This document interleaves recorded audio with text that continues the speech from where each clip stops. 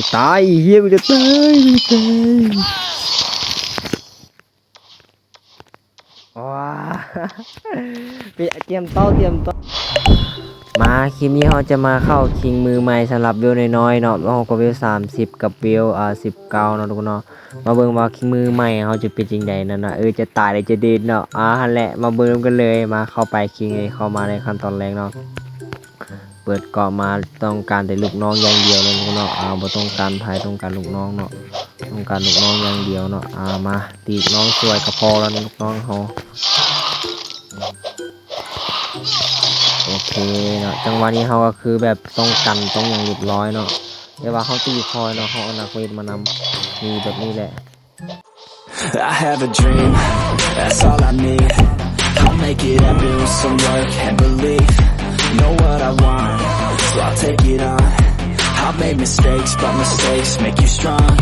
Let's break it down for a minute. I want the crown, I'm gon' get it. You hear me loud, man, I'm winning. Yeah, Charlie Sheen will be grinning. These ladies know that I'm sinning, and this is just the beginning. I'm closing in the night inning. There ain't no point in resisting. Living life like a dream, live it right, that's the thing. Every night got a team, I've been tied to the scene. Out on stage, here on screen. Okay, this the dream, and I pray as a team. One day it'll be me. If I want it, then I get it. Head down, don't regret it. Push myself to the limit. If I play it, then I win it. I'm just saying, I'm just living for today. For a minute, I don't stay, I just visit. Have no shame, I admit it. Looking at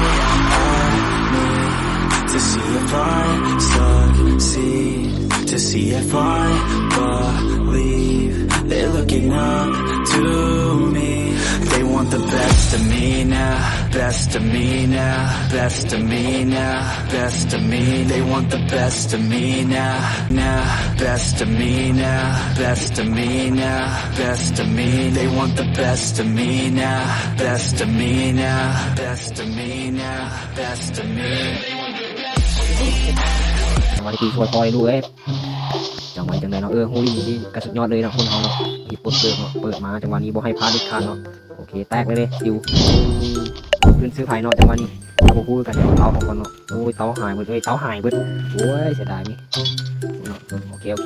ลิปนี้ก็จะประมาณนี้ทุกคนอยากให้ไปเฮ็ดจริงอย่างกับเม้นไปในเด้อเนาะโอ้โหเดี๋ยวอาบุญโหดเลยฮะเอาติดเก้าโอเคไปเดี๋ยวเราจะลองถามครั้งแรกนี่เนาะครั้งแรกของรหัสนี้เนาะโอเค